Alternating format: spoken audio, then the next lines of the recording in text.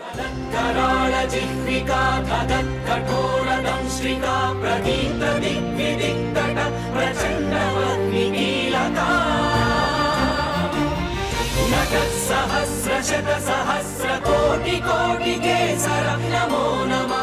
देवः सवितास्माकं धियो धर्मादिगोचराः प्रेरयेत् तस्येद्भर्गः तद्वरेण्यमुपास्महे।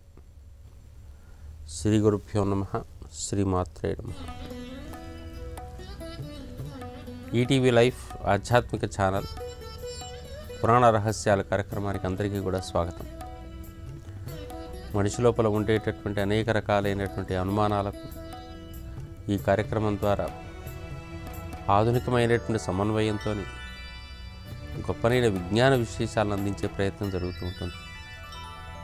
ఈ కార్యక్రమానికి వీక్షిస్తున్న అందరికీ కూడా మరొకసారి స్వాగతం పలుకుతూ,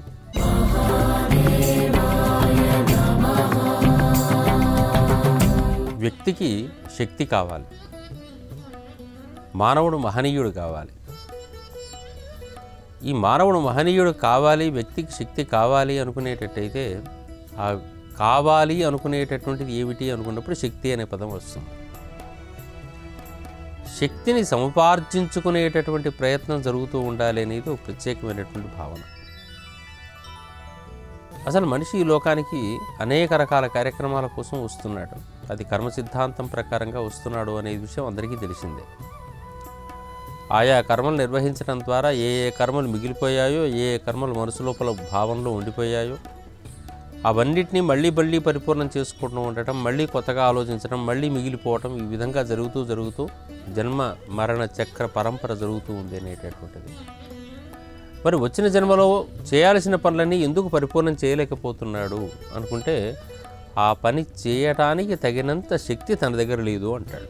ఊహలో ఆలోచనలు చాలా గొప్పగా ఉంటాయి. అంత గొప్పగా ఉండే ఆలోచనలకు సరిపోయినంతగా నా దగ్గర శక్తి ఉండాలి కదా. అందుకని మన దగ్గర తక్కువ శక్తి ఉండి ఎక్కువ శక్తిని ఆశించిన సందర్భాల లోపల మన దగ్గర వస్తువు దొరకదు. కాబట్టి అది ఉంటే బాగుండు అనుకుంటూ గడిపోతాం, జీవితం అవుతుంది. అట్లా జీవితం గడిచిపోయి దాంతోనే జీవితం అయిపోయిన తర్వాత మళ్ళీ దానికోసం మళ్ళీ పుట్టడం లాంటిది ఉంటుంది.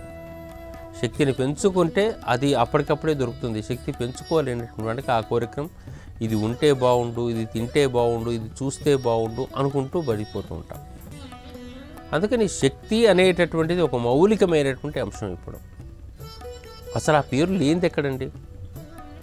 ప్రకృతిలో శక్తి అనే శబ్దం వాడుతున్నాం, శరీరానికి శక్తి అనే పదం వాడతాం. ఏ ప్రదేశంలో చూసినా శక్తి శబ్దము లేనటువంటి వ్యవహారం లేదు. మనం పంచభూతాలకన్నిటికీ కూడా అదే శబ్దం వాడతాం. అసలు మౌలిక రూపంలో కూడా భగవంతుడు అంటే శక్తి స్వరూపమనే అంటాం.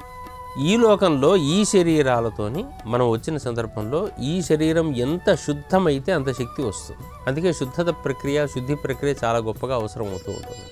కంటికి చూసే శక్తి ఉండాలి, చెవికి వినే శక్తి ఉండాలి, నోటికి రుచి చూసే శక్తి, నాలికకు మాట్లాడగలిగే శక్తి ఉండాలి, చర్మానికి స్పర్శ శక్తి ఉండాలి, తింటే అరిగే శక్తి ఉండాలి, కంటే పుట్టే శక్తి ఉండాలి, నడిస్తే నడకకో శక్తి ఉండాలి, చేస్తే చేతలకో శక్తి ఉండాలి, మొత్తానికి కలిపి రోగ నిరోధక శక్తి ఉండాలి.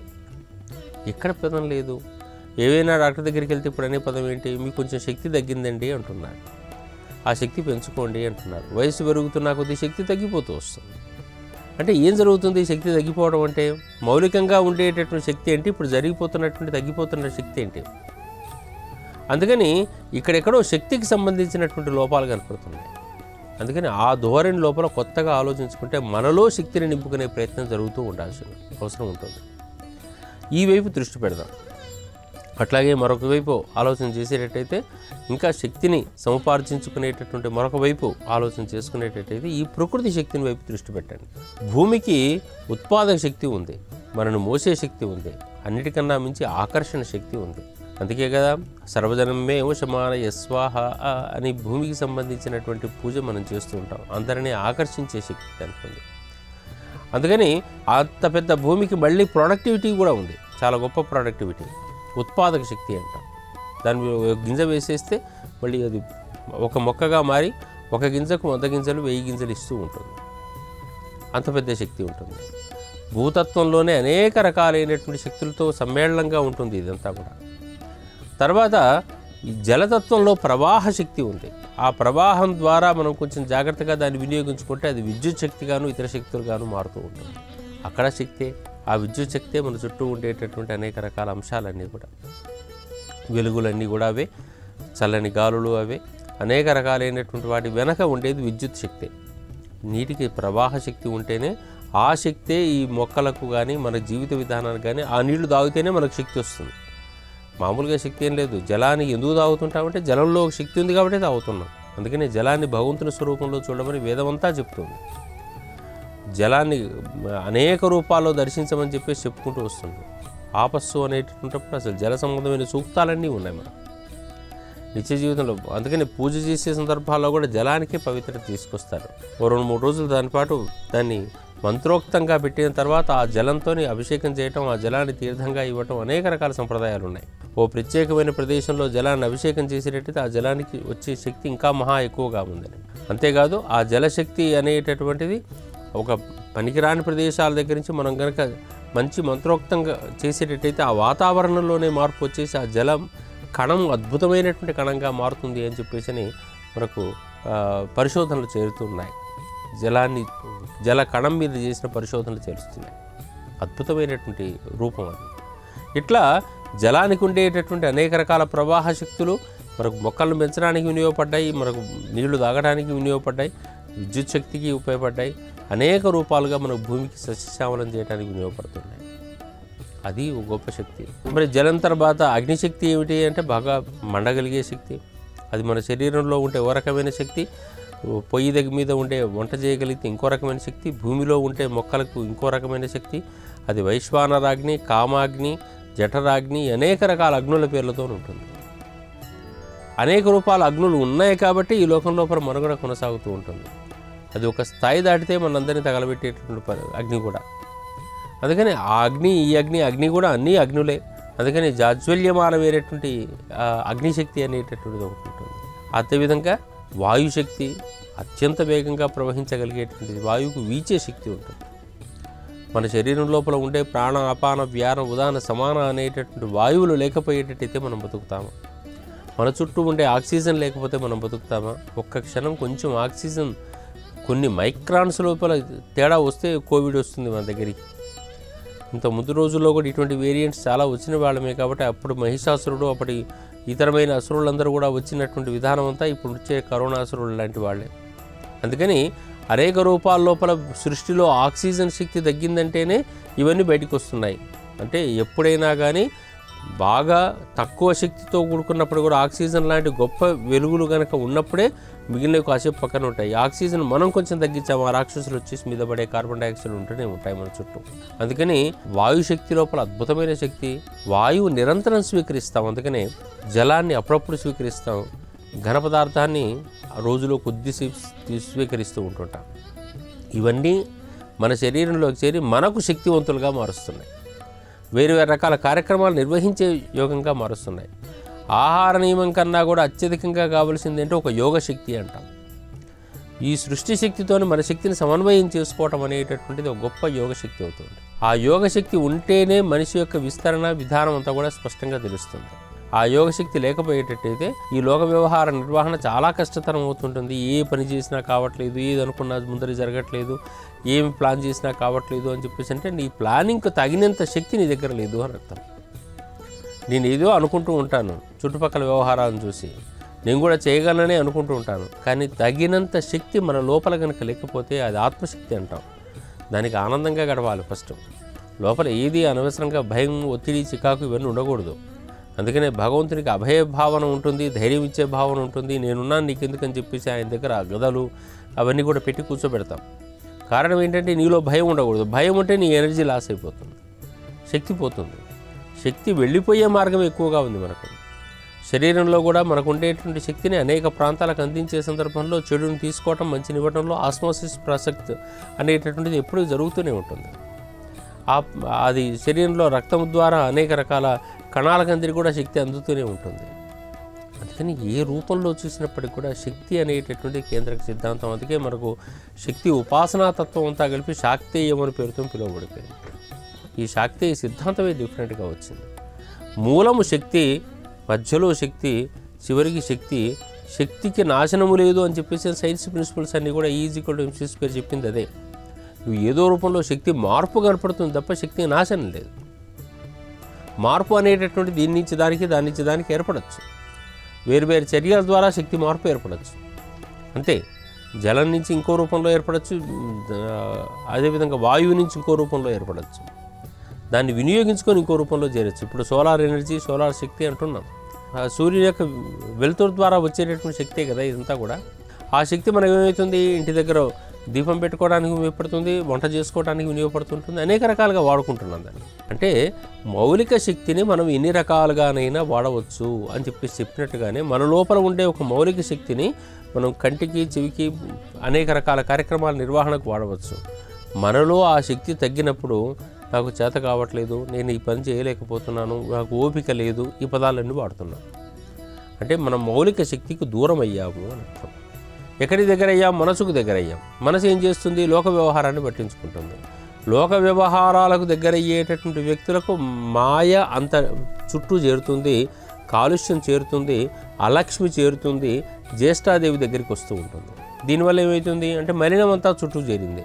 అప్పుడు ఏమవుతుంది? శక్తి ఉంటుంది, కానీ శక్తి మన దగ్గరికి పూర్ణంగా ప్రసరింపలేకుండా కేవలం ఆ మసి పూసినటువంటి ఆ శక్తికే బయటకు వస్తుంది.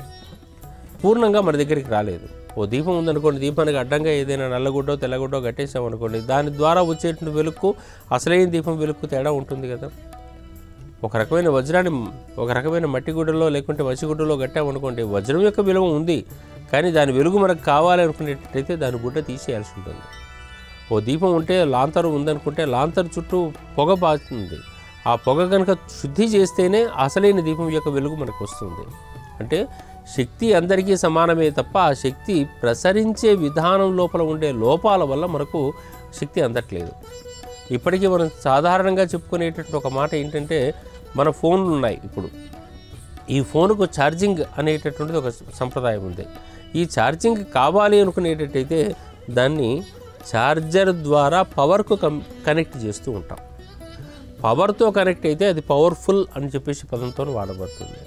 పవర్తో లేకుండా ఉండేటట్టయితే అది పవర్ఫుల్ కాలేదు. అంటే మనిషి యొక్క అనుసంధానం దీంతో కావాలంటే శక్తితో అనుసంధానం అయితేనే మనకు కావలసిన వస్తువుకు పరిపూర్ణత, బలం ఏర్పడుతూ ఉంటుంది. మరి ఒక్క సెల్ కావాలంటే 1 గంట సేపు పెట్టాల్సింది 2 గంటలు పెట్టాలి అనుకునేటట్టయితే, ఇన్ని కోట్ల సెల్స్కి కూడా ఎప్పటికప్పుడు కూడా శక్తి కావాలనుకునేటట్టయితే నిరంతరం మన మనస్సు ఎప్పటికీ కూడా సమస్యల దగ్గర కాకుండా సంతోషాల దగ్గర లేదా భగవంతుని దగ్గర శక్తి కేంద్రాలు ఎక్కడ ఉన్నాయో ఆ కేంద్రం దగ్గర మన మనస్సును కేంద్రీకరించుకుంటూ వెళ్ళాలి. ఆ శక్తి కేంద్రాలు శరీరంలోనూ కూడా ఉన్నాయి, షట్చక్రాలు అని పేరుతోని. ఆ పేరుతో వాటినన్నింటినీ శుద్ధి చేసుకోవాలి. శుద్ధి లేకుండా షట్చక్రాలు అందరికీ సమానమే, కానీ అన్నింటిలో కూడా మలినాలు నిండిపోయి ఉంటాయి. నిండిపోయి అక్కడ వచ్చేటటువంటి చైతన్యం ఏదైతే ఉందో శరీరంలో అన్ని భాగాలకు అందదు. అది సృష్టి శక్తి లోపల ఉండే చైతన్యానికి మనకు సమానంగా రావాలంటే మన లోపల ఆ శక్తికి, ఆ సృష్టి శక్తికి ఈక్వలెన్స్ మనకు ఉండాలంటే శుద్ధత మన దగ్గర ఏర్పడాలి. ఆ శుద్ధత లేనిదే ఆ శక్తి అందదు. అందనటువంటి సందర్భాల లోపల మనం ఇబ్బంది పడుతూ ఉంటుంటాం. అందుకని ఆ శక్తిని సముపార్జించుకునేటటువంటి ప్రయత్నమే అసలు ప్రయత్నం. ఈ లోకంలోకి వ్యక్తి ఎందుకు వస్తున్నాడు అని చెప్పేసానంటే ఇది సాధిద్దాం అది సాధిద్దాం అని కాదు. ఏది సాధించాలన్నా అది సాధించగలిగినంత శక్తి మన దగ్గర ఉండాలి. మన చుట్టుపక్కల ఉండే వ్యక్తులు చాలామంది ఉంటుంటారు. ఆ చుట్టుపక్కల ఉండే వ్యక్తులు సాధించగలిగేటటువంటి అనేక రకాల కార్యక్రమాలు మనం చేయలేకపోతున్నాం. మనం చేయగలిగేవి కొన్ని ఇంకో కొంతమంది చేయలేరు. ఎందుకు చేయలేకపోతున్నారు అని చెప్పేసానంటే అతను శక్తిని ఎక్కువ ఉపాసించేవాడు అవుతాడు. అంటే శుద్ధత ఎక్కువగా ఉంటుంది. ఆ శుద్ధత వల్ల సృష్టి శక్తి అతని శక్తిగా మారిపోతుంది.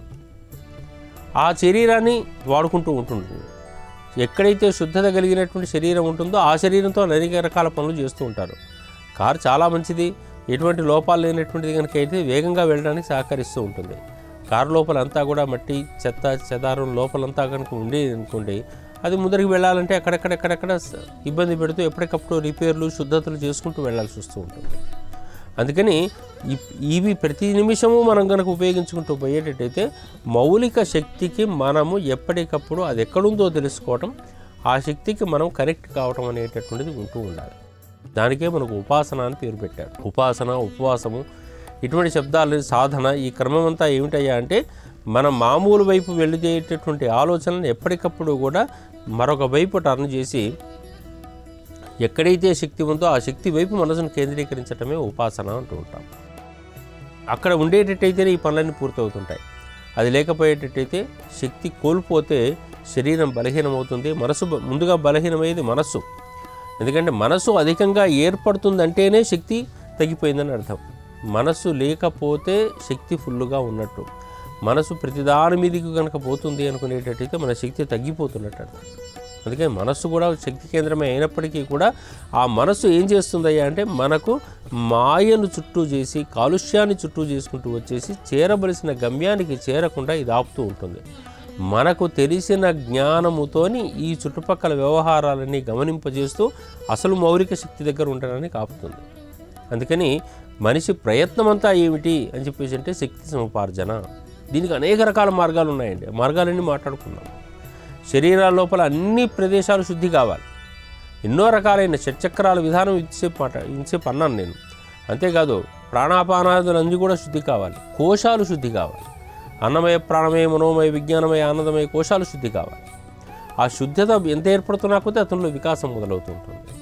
ఇక్కడ మనకు శుద్ధత ఉండదు. కేవలం లోకంలో ఈ క్షణానికి ఇప్పుడు పడేటటువంటి చిన్న చిన్న తృప్తులతోనే అయిపోయి ఊహలు మాత్రం ప్రధానమంత్రి స్థాయిలోనో లేకుంటే పెద్ద సైంటిస్ట్ స్థాయిలోనో కనుక ఉండేటట్టయితే మనకు కుదరదు. ఇక్కడ బతకడమే చాలా కష్టం. అక్కడ దానికి ఉట్టికెక్కలేనమో స్వర్గానికి ఏమి ఎక్కాడు అని చెప్పేసి పదాలు వాడుతూ ఉంటుంటారు.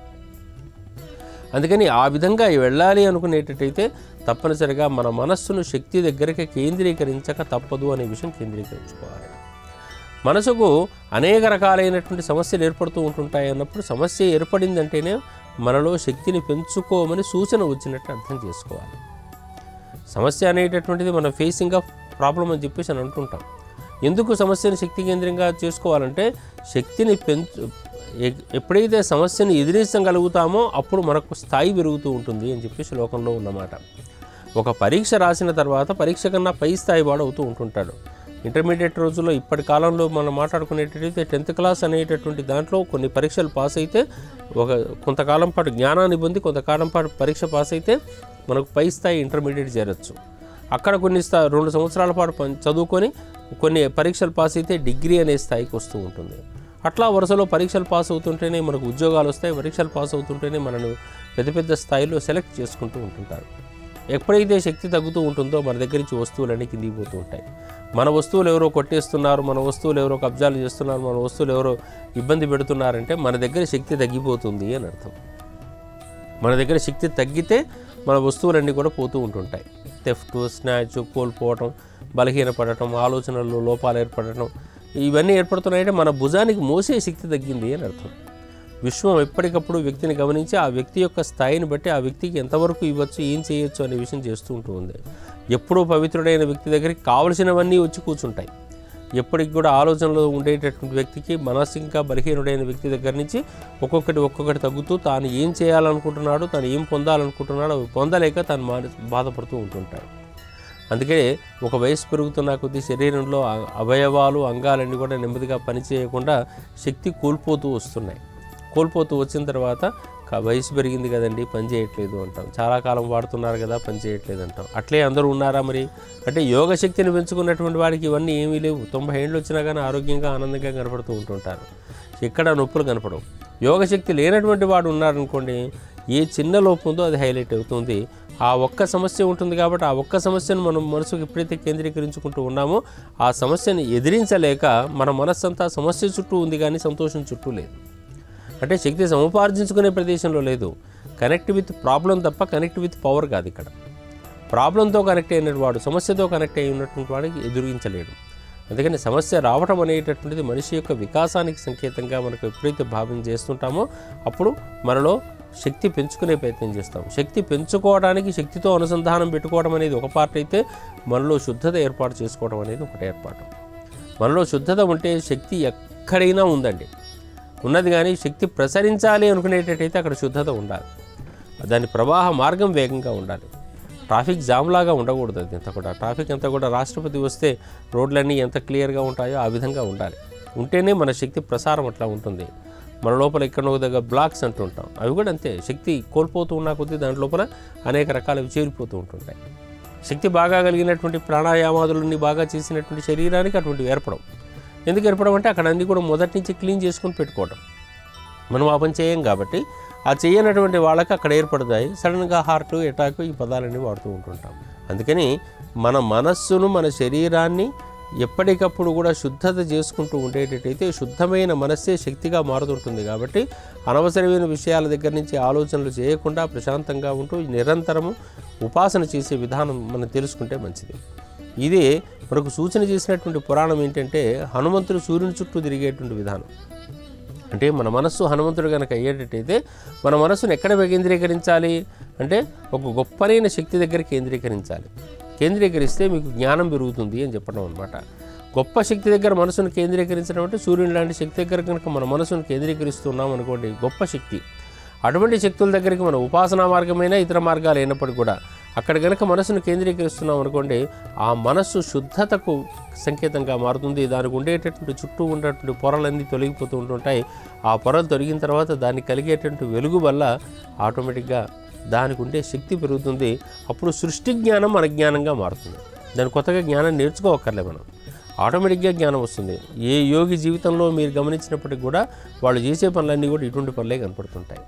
కాబట్టి మనమంతా కూడా శక్తివంతులం కావాలి, మానవుడు మహనీయుడు కావాలి, వ్యక్తి శక్తి కావాలి అనుకునేటట్టయితే శక్తితో సమన్వయం, శక్తితో సంబంధం, శక్తితో ఉపాసన పెట్టుకుంటూ శక్తి మార్గంలో కనుక వెళ్ళేటట్టయితే అతను శక్తివంతుడు అవుతాడు, యోగ్యుడు అవుతాడు, సమాజానికి వినియోగపడతాడు, తన కోరికలన్నీ పూర్తి చేసుకొని మళ్ళీ జన్మలేనటువంటి స్థితికి ఎదుగుతాడు. ఆ మార్గంలో మనం అందరం వెళ్ళే ప్రయత్నం చేద్దాం. స్వస్తి, సెలవు. ఈ కార్యక్రమాన్ని తిరిగి చూడాలనుకుంటే www.youtube.com/@ETV Life Spiritual లో చూడవచ్చు.